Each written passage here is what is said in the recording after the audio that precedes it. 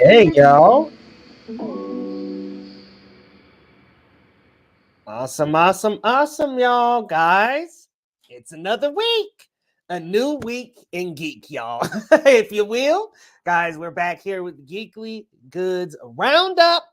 I don't know what's going on with the title, but we're going to get that changed in a second. Y'all, we got a lot to talk about. Deadpool and Wolverine updates, but also it's National Superhero Day. Let us know your favorite superhero movies down in the comments, guys, because we got to talk about it. And also, for my people out there watching, we'll be chopping it up a little bit about X-Men 97 here, too. So definitely tune in, guys, because we want to talk about that X-Men 97 episode. Man, this is just getting better and better every week, guys. Every freaking week. But y'all, let me get my co-host with the most in here, my man, Loretto. What's going on, bro? How you doing? Oh, you're muted. We had a long break. We had a mini break, but we are back. And I'm glad to be back, man. National Superhero Day. What a day. We have Spider-Man back in the theaters. We got Spirited Away in the theaters. There's so many great things going on. Shogun on television, X-Men. It's a great time to be into all this movie, TV madness. And we're here to share it with you guys. So, man, it has been so good. That dang Shogun, bro. Yeah, I was gonna say I'm saving the finale. I haven't had time to really sit down and relax with it, but I'm excited. I watched every single episode up until this point. So, man, oh man, all I can tell you is I really love this show a lot. Dude, I love it too. So, man, what's going on, Arthur? Good to see you here tonight, man. What's going on? Lots of homies in the chat. Mike's in the chat. Tarun, what's up? What's going on, Torin? Mike? Oh, Torin, my bad.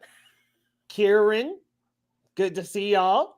I screen, you scream for movies. What's going on, man? Good to see you. Did you ever make it around to Madam Web? I know they skipped that one. They were like, no, I'm not even.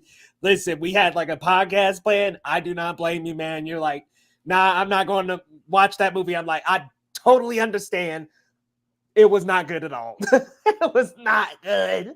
But man, we gotta get you on the show. So definitely be in my inbox, man. Let's chat it up. But guys, we got a lot to talk about. What up, Didge? What up?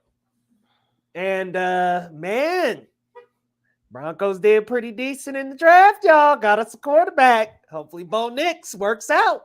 Hey, I like the kid. We'll see though. Sean Payton's got a lot of work in front of him for sure. Yeah, I think we got some good chips in this draft. As usual, the Niners drafted well, minus the first round. I don't even know who the hell that kid was. I was like, did you see that they were like reporting that the Niners was going to trade up to like number 3 or something? I was like, there was all kinds of rumors because apparently Ayuk wants to be traded, and apparently both Debo. Apparently both receivers were on the table, which I don't understand. We got to keep one of them. I'd rather not lose both of them.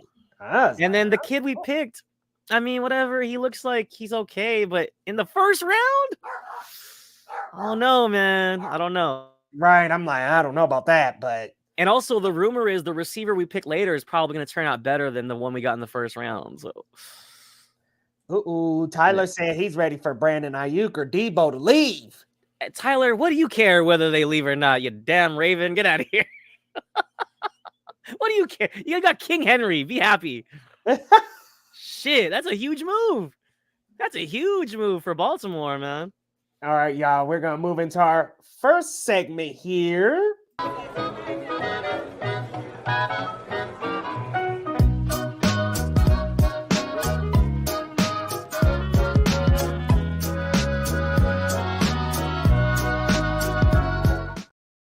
Y'all, we are talking movies and shows of the week. And since it was National Superhero Day, thought it'd be a good idea for us to go ahead and share our favorite superhero movies. And now, Lo, we don't have to do like our top 3 of all time. It could just be like a few that we really enjoy. Honestly, I'll start us off since we've been in mutant land so much lately with X-Men 97. Got Deadpool and Wolverine coming up. Man, oh man, I think this one like goes underrated a little bit just because of when it came out and where it is in the timeline. But X-Men First Class is so good, bro. Now, I'm not even going to say that it's my favorite of the entire franchise, but I think it is such a well-made film that was like such a refreshing reset to that timeline that got us more into, you know, Professor X and Magneto and their relationship. Like, I loved seeing the X-Men start from them, and I liked getting to see the synergy between those two characters. I thought it was such a good movie. And I mean, come on. The duo of Fassbender and James McAvoy, dude, they're so good, man. They're so good together. And Fassbender, man. Best Magneto? I mean, maybe I'll ask you that, but I'm like, listen, we get to see more of him than we got to see McKellen, which I don't hate McKellen, but man, I'm going with my first pick will be X-Men First Class. Again, not my favorite in the lineup, but just one of my faves. It's a really good one. You know, we're on the same tip because when you brought up the question, I definitely wanted to avoid the obvious, like the Dark Knight, you know, Spider-Man 2. Spider-Man like, 2. Yeah. That goes without saying. Spider-Verse, Across the Spider-Verse. No yeah, Way Home, sure. like that goes without saying. Those are some of No the Way best Home. films we've experienced in the cinema. But I too wanted to highlight some of the underdogs. So I'm glad you went that route. Yeah. And just to touch on First Class, God, they're so, like you said, that movie doesn't work if it's not for James McAvoy and Michael Fassbender. Yeah, they're so good, man. And yo, seeing Magneto go full Inglorious Bastards and just go killing Nazis, man, that you could tell, like you could see the remains of what was X-Men Origins Magneto, because they wanted to do more X-Men Origins stories. Yes. And because Wolverine flopped, they went in another direction. But oh man, that would have been cool to see a full-on Magneto's journey before he became, you know, who he was, you know, in the franchise. So yes, so good, man. Yeah, but for me, man, yeah, I'm gonna go underdogs here. Let's highlight some other films maybe people aren't really on, and this is one that you relate to. Shouts out to Big Hero 6. Oh, so good, man. Marvel manga, and oh my god, where can I start? I mean, the animation's gorgeous, of course, but also it's like the world building and the world of San Francisco, which is such a beautiful blend of Japan and San Francisco. Me being a Bay Area native to San Francisco, this is my home. Seeing that meld together in such an organic and awesome way was really cool. And of course, you know, with every good story, there's a really good heart here for the brothers here, Hiro and Tadashi, and that's where you get connected to the story. And then of course, you know, Baymax comes later, but the bonds in this film are wonderful. Whether it's Baymax and the whole group, the whole Big Hero 6 group as they are, but or just the two brothers alone, or just Baymax and Hero. There's so many good relationships that, like, with, you know, obviously that kind of emotion and passion just shines, and it just tugs at your heartstrings, and that's really what makes it, completes the experience. Like, sure, the superhero stuff is fun, but having that heart really brings it together. So yeah, I think what glues it together, like you were saying, was the relationships between these people, like the friendships, you know what I mean? Because there is a tragedy toward the beginning of the film, which, man, a punch to the gut. I mean, right off the bat, I'm like, damn, Disney did not hold back with Big Hero 6 and punching us right in the emotional gut right in the beginning. But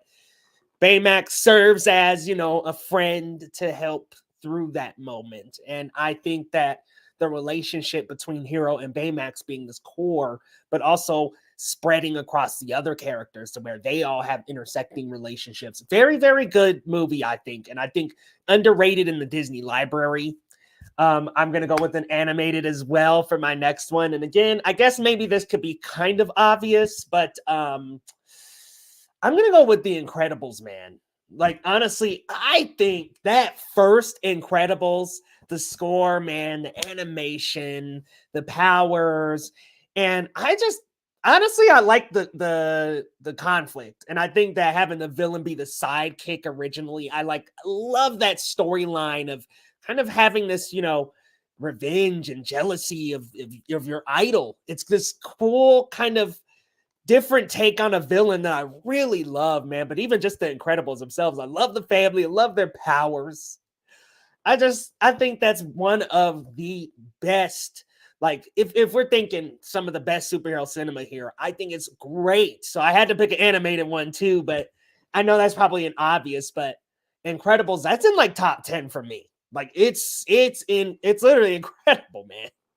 And I feel like superheroes cinema and animation, there really wasn't around that time. It was like, of course, we had, Marvel films and stuff like that. We had DC animated movies, but kind of outside of that realm, it was like, okay, Pixar had never really done.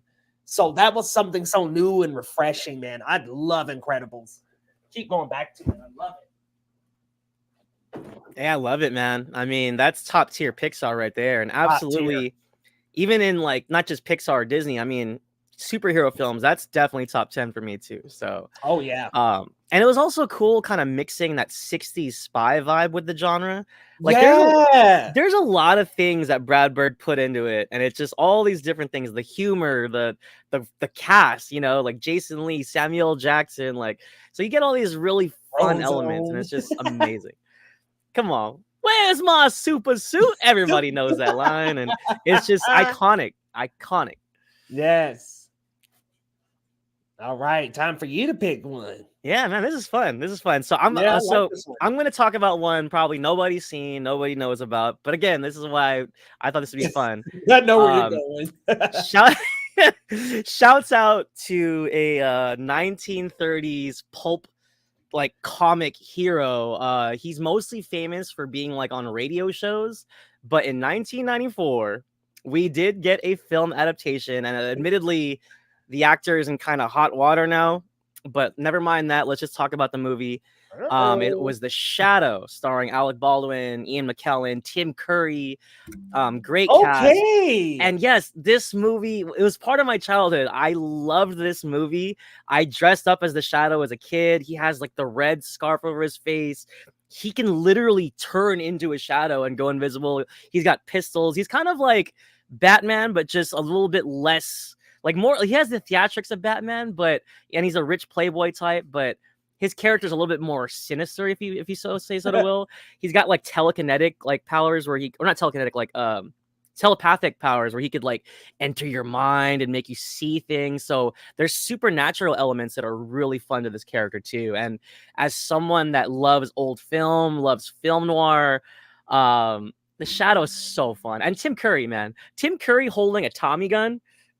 It's amazing. It's such a fun ride. That's one of those I've really got to go back to. I have not watched it in a while. Dude, it's fun. And like, it's so good though, from what I remember. Yeah, there's like horror elements, and there's like a lot of fun ideas. And then like I said, like he's kind of like Bruce Wayne, but in a different manner. Like he has agents throughout the city, and they wear a ring, and that means they're part of the Shadow like guild or whatever it is. And he's got informants and stuff like that. It's like a really cool world. It's dope, man. Yeah, it's like its own vibe, really. Yeah, no, that's for the real. thing about superhero films, and listen, I love the MCU. Don't get me wrong. Y'all already know. But what I will say is that superhero films that came out in the 90s and the 2000s, they just had their own vibe going for them. Yeah, because it was not held down to a universe. And that's what's so good about a lot of these movies, Spider-Man 1 and 2. Oh, my God. Seeing those on the big screen this week, bro. Holy shit, man. Hey, real quick, shouts out Arthur. He got it right. Yeah, right he did. Go ahead, Arthur. I love that Tyler brings up the Phantom because I did like that as a kid too, but I Oh, like the Shadow more. And Mike is saying that cut was so deep you can only see it from the quantum realm. Hey man, that's what I'm here for. That's what I'm here for. Yeah, man. I gotta go back and watch that. Watch that movie, man. I mean, The Shadow is a classic, bro. That's one of those old school superhero movies before like it was mainstream type of. You know what? Okay. Do I say this one? Why not, man? We could talk about Logan and Dark Knight any other day. You know, let's talk about ones we'll never talk about. Yeah, right. Okay, so I gotta preface this by saying this, guys. I just love superhero movies. I mean, we can go through all the popular ones: Endgame, Deadpool Wolverine coming up. I'm sure it's gonna be great. Logan, Endgame, Infinity War, like No Way Home. Like we love all those, man. Across the Spider-Verse, Into the Spider-Verse. There are some straight up great movies. But man, y'all, I gotta go with this one. There's a few I want to mention, kind of in honorable mentions, real quick. So one of my honorable mentions is Sky High, because that movie, I'm like, if you could give me a goddamn sequel, I'm in, bro. I never got into that one, but that one seems cool. Yeah. So man, I guess does this really count what I'm about to say? Yeah, I guess so. I guess it counts. I'll go ahead and reveal y'all. I was a little embarrassed, but I'm gonna say it. It was Sky High. I wanted to talk a little bit about Sky High. I don't know why I was embarrassed. I'm like, maybe people don't like Sky High. I don't know, but I love Sky High, man. Loved following like the hero unlock his powers. I thought that was super cool. Like him getting to manifest and fly, getting the super strength, and we got to like follow him through that. I really liked that, man. Like I had a great time with Sky High, and I want that sequel. I want to see them back. From what I remember, he felt like he was in the shadow of his parents, right? Because his parents were like big time. He didn't have the powers. Remember, it was like, okay, we're following him. He doesn't have the super strength of dad. He doesn't have the flying of mom. But then he gets both by the end of the movie. I'm like, all right, that's cool. Loved Danielle Panabaker's character who had the like vines and stuff, kind of got the poison ivy type vibe going. I loved this movie.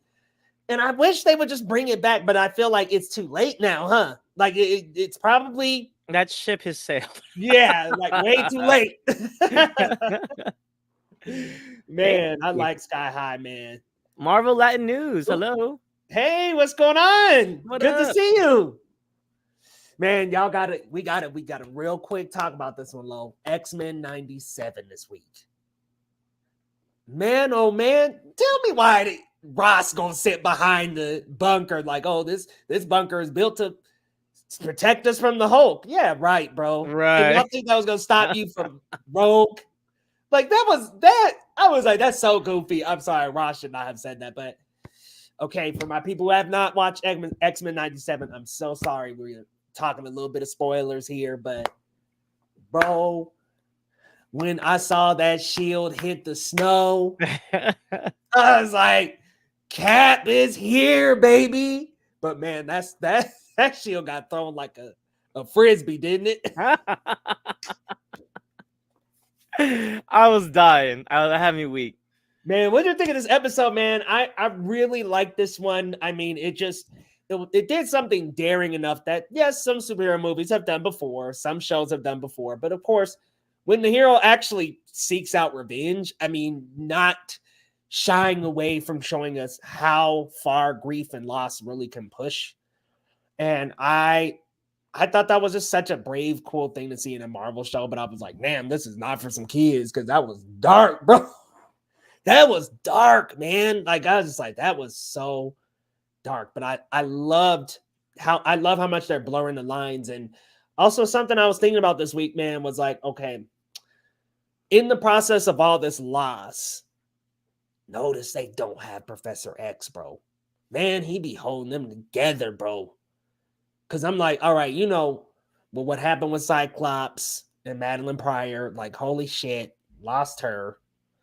But like having Professor X there, man, that's somebody great for him to have to go to. And you could just feel Professor X's vibe missing, bro. But this week, another great week, man. What are you thinking of X-Men 97? Like, what'd you think of this Man, episode and just the show as a whole? I So want to good. say, I mean, even like the last time we were here, y'all saw the gear. I adore the series so much, and X-Men 97 is such a faithful like retelling or continuation of where we were. It's like the same spirit, the same energy, and the same incredible storytelling. Like, you know, we took a little detour in space with you know, Emperor Xavier in the Shi'ar Empire, but now we come back and everything just hit me just as hard as it did in episode 5. We have Remy's funeral, Nightcrawler's doing the damn eulogy. I'm a mess, man. And then Jubilee's crying.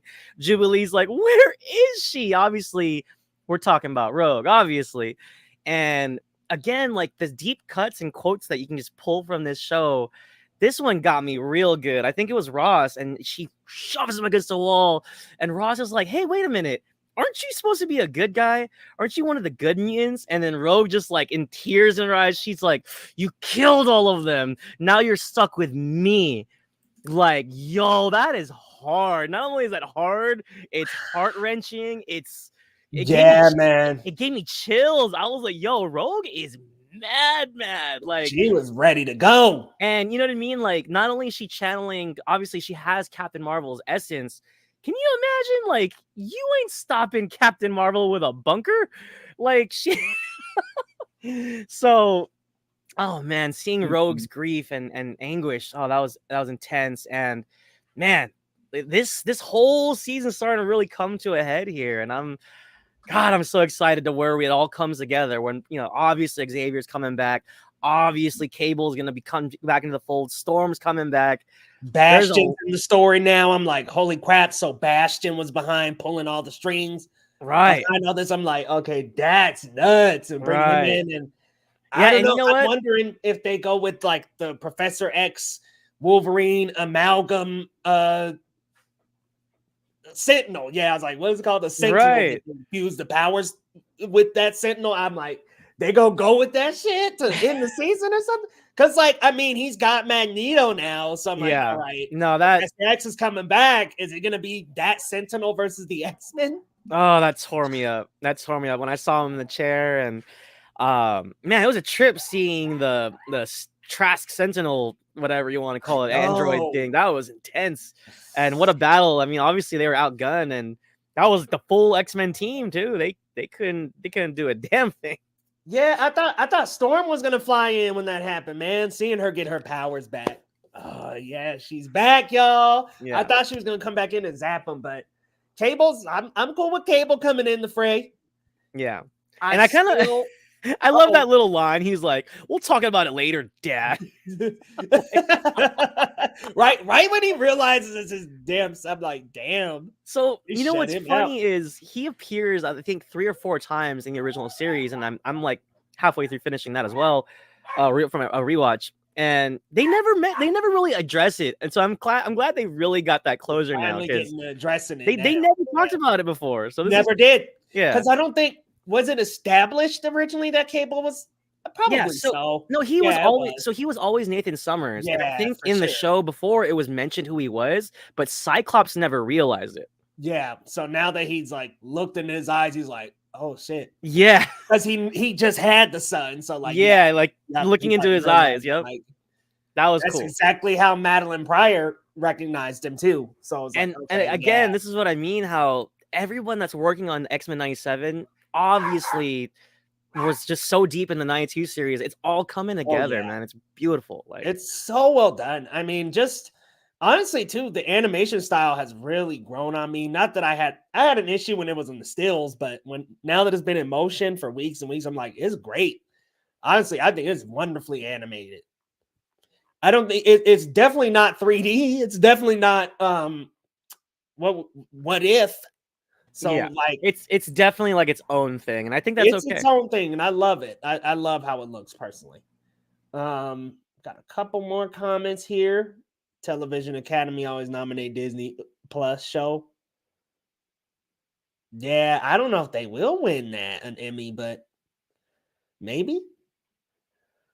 Um, saw another comment. Oh, Mike, you thought I was gonna say DBS superhero? Not of all time yet. I mean, maybe I don't know. I had to.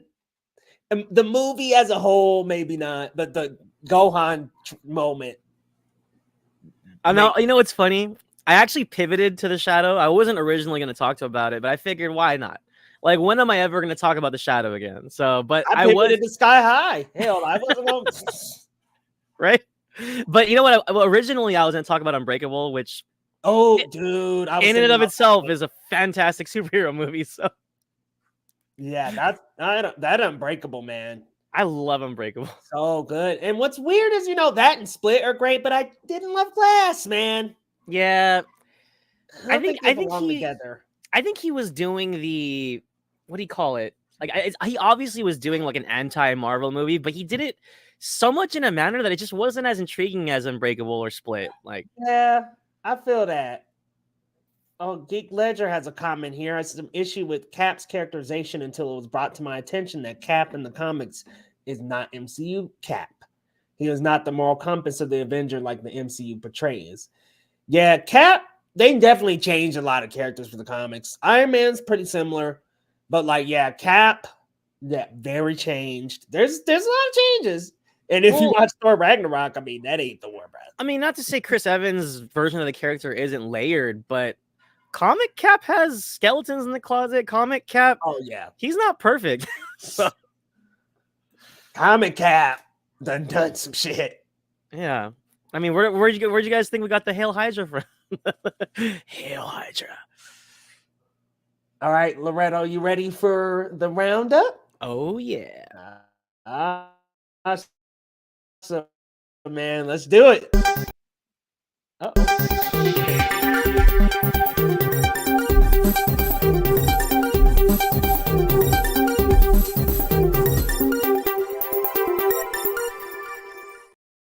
Oh, that video did not play for a second. It's all good. All right. Thanks, all right, y'all. Let's check that box office pulse. Luqua de Niños Challengers debuts at number 1 with 15 million domestic and another pretty slow weekend. I mean, that's just how it's been in 2024. And we've discussed this several times in the past shows. Probably not going to get much better until we get more summer blockbuster tentpoles next to each other. And even then, they might just eat at each other. And, people just aren't going to the movies like they used to. That's just a long story short. The top 5 is rounded out by Unsung Hero at number 2. I think it's like a religious family film or something. Godzilla X Kong holding strong. They've been in the top 5 for a while now. Civil War dropped to 4, but they're still making a good amount of money for A24. I think that's kind of what they wanted with the. What did they say? They were quoted. They're targeting action and fantasy films, like films that could make them a little bit more dough, because obviously A24 has a lot of hits and misses. Yeah, they wanted like bigger, kind of more blockbustery. Yeah, and I think Civil War was a pretty good best of both worlds. Like, it was a well-made film and got people in the seats and in the theaters. So, and then number 5 was Abigail, which is doing pretty well. Horror films always have good legs. There's always an audience out there watching horror films late at night, and I loved Abigail. We didn't do box office pulse last week. I wasn't sure. Do you know how well they did last week? I wasn't sure. Abigail?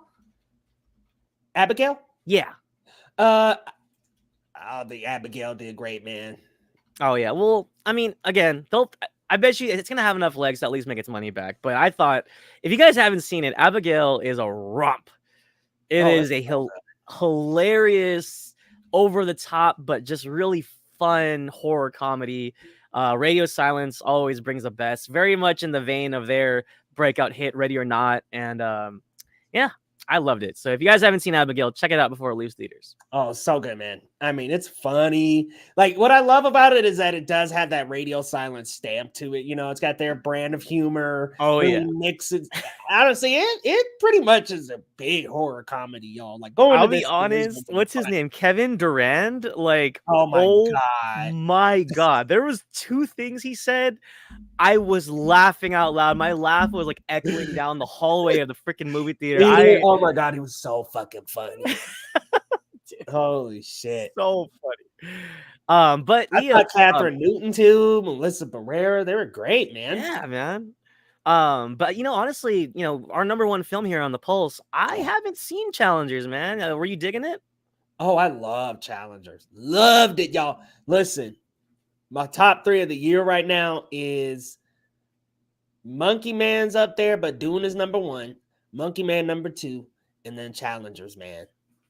Like, honestly, this damn film was so good. Steamy as hell.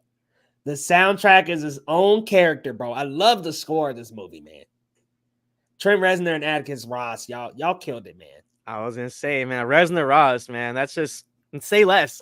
Say less, bro. When I seen they were on the score, I was like, oh hell yeah. Yeah, man. Luca's like, it feels like Luca had fun making this film. Like you could definitely tell there's this fun energy to making this happen. And it's a great movie, man. I think the 3 of them are awesome. Excellent acting all around. The thing is, I was reading in an article that they essentially, as Amazon, they were like banking on this going directly to streaming. Like they're not even really banking on this doing well in theaters. Oh, Damn, Tyler. Law old enough to know that. Trent Reznor. Whatever. Yes, I know who 9 Inch Nails are. What? Yeah, Wow. whatever, man. Who are they, bro? I'm too young to know about them. I don't know them. It's all good. Honestly, it wouldn't be a roundup without Tyler fucking busting my chops. But I appreciate you, man. Appreciate you. But the one thing that's concerning about Challengers is only 15 million. It was a $55 million budget. So that's concerning, bro, to be 55 million, maybe not make it back. And then Amazon's already looking in the future like, oh, well, it's going to be like the next Saltburn and have enough streams to be the top of the platform. But I'm like, well, you don't want to make no money back, but it's Amazon. So, yeah. And to be fair, what's funny, I thought 15 was decent. I didn't know the budget was 55 mil. So they got to be number 1 for another couple of weeks. And to be honest, with Kingdom of the Planet of the Apes coming, Fall Guy, Kingdom, it's not happening. Yeah, Challengers is probably going to top out at maybe 2030. Right, maybe. But who knows? There's a lot of Zendaya stands, that I'm sure they'll go in droves and see it 2 or 3 times. We'll see. Probably not enough to fuel that budget. But yeah, with that being said, though, the top 5 is actually a pretty fun group minus Unsung Hero. So if you guys haven't seen Civil War, Abigail, please do. So Kevin Davis said, yeah, it's going to do big when it hits Prime. Yep. I can see that. Because you said Saltburn did well, right? Yeah, so I think it's going to be like one of their best debuts ever. Yeah, no, I could see that. And I think even like Luca Guadagnino's Suspiria was heavily being streamed on the platform as well. I mean, I saw it for the first time on there. I actually missed its theatrical run. So, oh really? Yeah. So I saw Suspiria for the first time on Prime. So, all right. Well, that wraps up the Pulse. Now let's get into the hot news of the week. There wasn't a lot, but there's still some great stuff to talk about. Shawn Levy's telling us you don't need to watch hours and hours of MCU/superhero content to enjoy Deadpool and Wolverine. The new trailer just dropped last week, and he was also mentioning it's just supposed to be an entertaining blockbuster for that everyone can enjoy without having any prior knowledge or any homework needed, which I think a lot of audiences feel like, oh, I can't watch She-Hulk or I can't watch this or that because I didn't understand. I didn't watch Loki. And no. You just enjoy the movie. And I think even without him saying that, I think people are going to go watch Deadpool and Wolverine anyway, because Deadpool and Wolverine are so much their own brand. I think audiences know what to expect. I don't think they're going in this thinking, oh my God, I need to watch all the MCU movies to understand this movie. I think they know what they're getting with Deadpool, but that goes without saying, man. I actually missed the trailer last week. I know you saw it, Leo. No, I purposefully missed the trailer. I'm just going to watch the movie. I know I saw the Ant-Man helmet, and that was enough. I was like, you know what? I don't need to watch this. But Leo, tell us about it, man. I think you did like a Easter egg video on it, didn't you?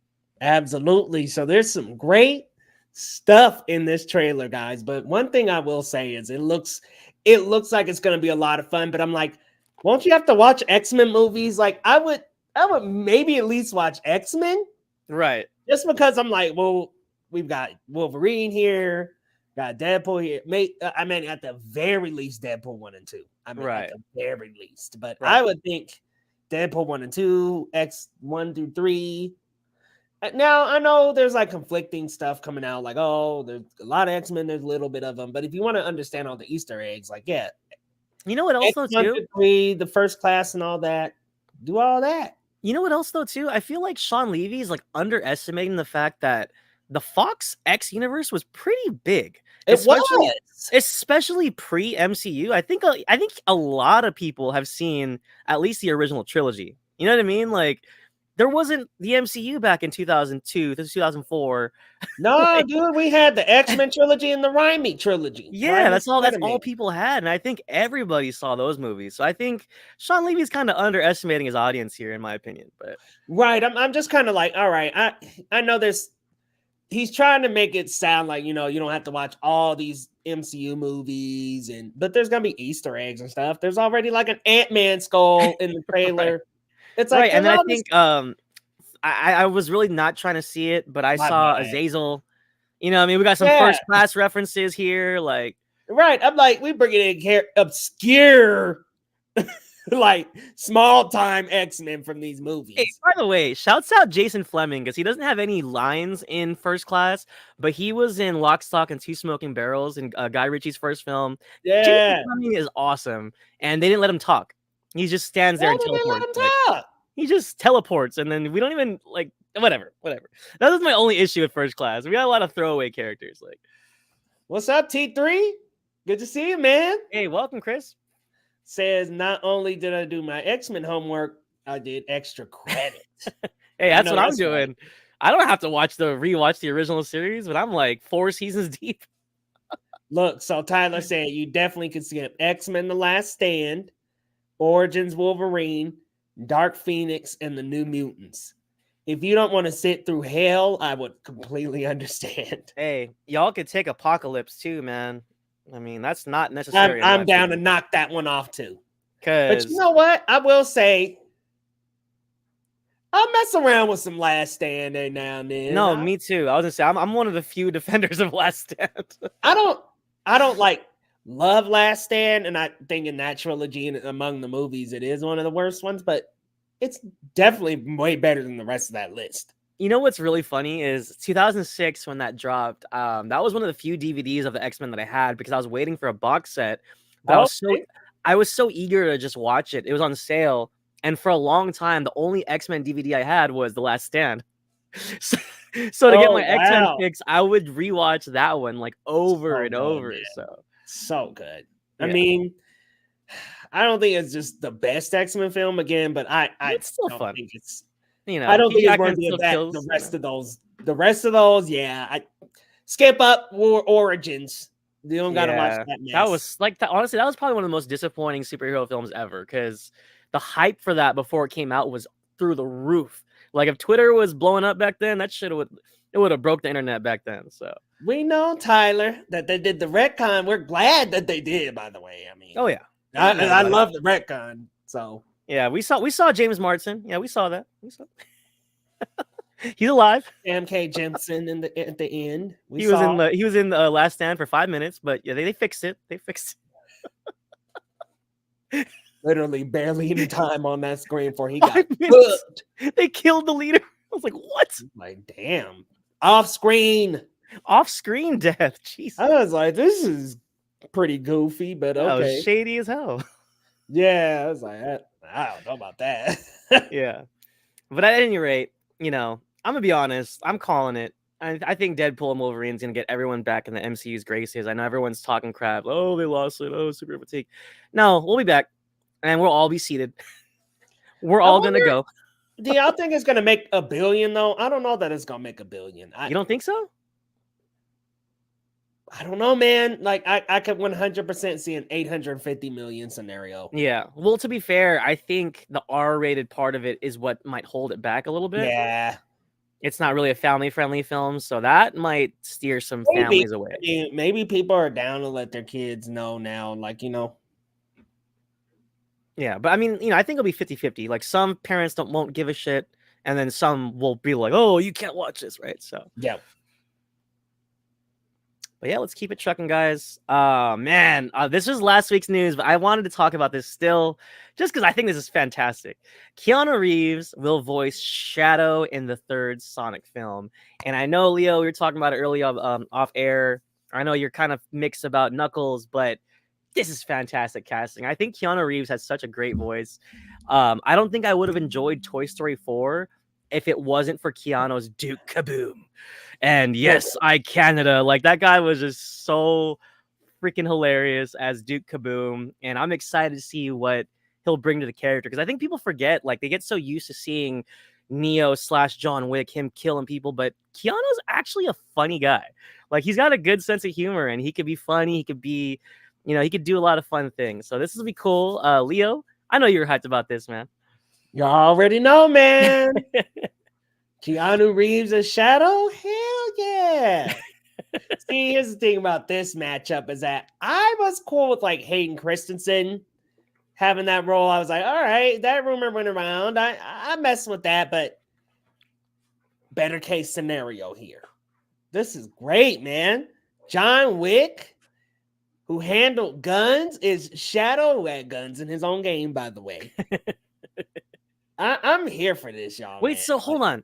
I'm gonna be honest, guys. I'm gonna say it right now. I mean, like I played a couple of the originals, and I'm cool with Tails and all that, but I don't know Sonic lore. So tell me, Leo, like, is he a true villain or is he like an anti-hero? So, like, who is this guy? Who is this guy? Maybe I won't spoil it for you. Oh, okay. I'm probably gonna find out in the movie, or it's essentially he's like a clone of Sonic. Okay. Made to help Eggman activate this machine to destroy the world, basically. So Okay. like he's all a part of a plot, and he was built by Eggman's grandfather. Okay. And yeah, they're gonna like break all that down Okay. in the movie, but it's great. It's gonna be a lot based off of the game Sonic Adventure 2 Battle. Yeah. And I can send it to you. There's like a cut scene strip of that movie or of that game, which like essentially lays it out like a movie. You want to check it out, you can, but it's like maybe like an hour. But is that confirmed? Like that it's gonna be very related to that game? Yeah, I think so. I saw a post about it. I can't hard confirm, guys, but okay. I think it's gonna be just based on because the logo is heavily designed like the logo of Sonic Adventure 2.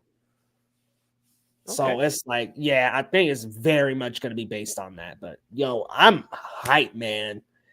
So Kevin Davis says Sonic 3 will make money at domestic. When it comes to international, Mufasa the Lion King will make a profit. A movie that nobody asked for. I know you're tired, Leo. I know you want nothing. You want nothing to do with that Mufasa. I'm so done with that, guys. Like, I'm done. They dropped the first look photo the other day, today, I think. I was like, this just looks unemotional, bland. To be fair, that still they released, it looked kind of goofy. I was like, what are they doing? Like, this isn't helping right now. It sure don't look good as a still. I can tell you that much.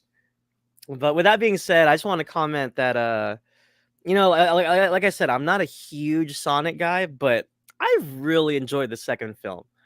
The second film was so much fun, and Idris Elba is great. So honestly, I am gonna watch the show. I know you weren't totally in love with it, but have fun. But yeah, man, I think the second film was a lot better than it had any right to be. So I'm looking forward to this. All right, and this one got my spidey senses tingling because, Jodie Comer, Ray Fiennes, and Aaron Taylor Johnson are set to star in 28 Years Later. Original director Danny Boyle, original writer Alex Garland, they're all back. Hell yes, man. This is a horror win. This is exciting news because it was already exciting when Danny Boyle and Alex Garland said this, but now we have a cast, and not only is it a good cast, it's an amazing cast. Great the legendary cast. Ray Fiennes and Jodie Comer, she's been awesome in everything I've seen her in. The Last Duel, I got a picture of her in there, a Free Guy. Free Guy, she was great. She's incredible, and I can't wait to see her in more stuff. how hyped are you? Let's do a 1 to 10, Leo, for old time's sake. How hyped are you on 28 years later? 10, baby. Let's go. Listen, this is gonna be great, man. I mean, think about it. Like 28 years later was like that first big like zombie film of the early 2000s, and it was like before the Walking Dead's, before all that other stuff. What was the one with World War Z? Right, All that zombie. It was before Snyder's Dawn of the Dead as well. Yep.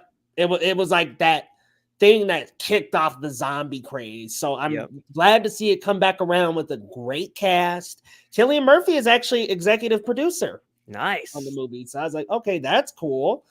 But yeah, I'm excited. It's funny we got this Aaron Taylor Johnson news as well as Craven getting delayed. Good luck, buddy. Because I love the guy, but I don't know. Maybe he took a paycheck on that one. Especially after Madam Web. Man, oh man, they gotta chill on this, man, right? Yeah. You know how I feel about the Sony Spider-Man-less universe.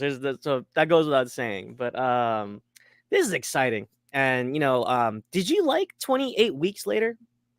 I didn't watch 28 Weeks actually. I gotta watch that before. Okay, I was gonna say, again, of course, with most sequels, it's definitely not as strong as the original. But that's the one with Jeremy Renner in it. Yeah, but it has its merits though, and I will say, the first like 5 to 10 minutes of 28 Weeks Later is superb. It's freaking awesome, and maybe the second and third act doesn't live up to the first act, but it starts off so good. I think it's definitely worth a watch for sure. Okay, I'll check it out. This is Tyler's consolation prize for Jodie Comer not being Sue Storm. Hey, well said, Tyler. I'm not gonna lie, I was pulling for her too, but hey, Vanessa Kirby is equally awesome. So yeah, I was gonna say I got my pick in Vanessa Kirby. So. Yeah, honestly, it could have gone either way, but I actually was kind of like, hey, Jodie Comer would be pretty good. Oh no, man, I was team. I've always been this team, man. Hey, it's all good. Hey, Vanessa Kirby, yeah, they're A-okay in my book, and I wouldn't want to pick between the two because they're both awesome. So yeah, horror fans rejoice. 28 years later, will be coming to us soon. I think it's filming over the summer, I believe, right? I think August. Yeah, I think August. Yeah, for sure. So, can't wait. Yeah. And to wrap up the night, here's another fun one. Kerry Condon will star alongside Jude Law in Star Wars: The Skeleton Crew. And if you guys don't know, Kerry Condon was in the Banshees of Inisherin, and wasn't she nominated for Best Supporting Actress, Leo? Yeah. Mm-hmm. Yeah, so she's Academy Award nominated, Kerry Condon. Brilliant actress. I loved her in Banshees. And she actually had a quote in her in this news I thought was interesting. And she said that she signed on because of all the talented directors on board. And she listed them out, and it just got me so hyped for this. Like the Daniels, the brothers, of course, Everything Everywhere All at Once. Bryce Dallas Howard, of course, who's been killing it with all the other Mandalorian episodes she's directed. Lee Isaac Chung, who did Minari. David Lowery, who did, of course, so many people involved in this. Man, there's some really talented directors, like filmmakers behind this show. And now you got Jude Law and Kerry Condon. I think this should be a home run for Star Wars. So Star Wars fans, here we go. Rejoice on this one too. Leo, how hyped are you on this news? So I'm pretty hyped, but this got to hit, man. Listen, Star Wars, I've been like an echo chamber with the Star Wars TV shows, but we've been in a slump, man, with Kenobi and Boba Fett. Now, Andor was really good. I still gotta finish. Honestly, I think Andor brought him back, and then Ahsoka, I'm kind of just on the fence about. Some good, some bad. To go back to Ahsoka. I'm like, I'm a little mixed. I'm mixed, right? So I mean, I might rewatch the first 2 or 3, but it's hard to get back into that one. It is because I don't know. I'll be honest though. I do like the guy they picked for Ezra, so I don't know. Maybe I'll revisit it someday. I don't know. I don't know. I was kind of like, it's not really about Ahsoka. Right. Hey, Sabine's great too. What's her name? Natasha Liu I can't say her name, but I liked her. I thought she was cool, even though it felt like it was her show. It really did, man. It felt like the Sabrine Wren show at one point. Yeah, I was like, man, this show. When are we getting back to Ahsoka? Shit. But I mean, Kerry Condon was great in Banshees of Inisherin. I think that she, while I didn't love the movie, she was great. So, I mean, more onto the skeleton crew, and honestly, Star Wars, just come back, guys. Let's come back around. And I think the potential here for telling new stories, for kind of just picking up from like that energy that Andor left, I think we're in for a treat here. And I think I don't know how the Acolyte will fare, because about the trolls get down voting the Acolyte trailer, whatever, like millions of thumbs down, whatever. Yeah, That's ridiculous. That's ridiculous, stupid. man. So stupid. But I feel like Skeleton Crew should appease both sides, and we know that the Star Wars fandom will always be divided. I think that's just accepted at this point. But I think Skeleton Crew, hopefully it will appease both sides. I hope so. Yeah, I hope so too, man. Because we need the fans united. Yeah. The battling gotta stop, man. And yeah, that about wraps it up. Awesome, man. Well, hey, where can the people find you on social media and what you got coming up? You can all follow me on Twitter or Letterboxd at Marcellus Durden. I'm a proud editor, critic, and reporter for The Cinema Spot. Check us out on all socials at The Cinema Spot and thecinemasspot.com.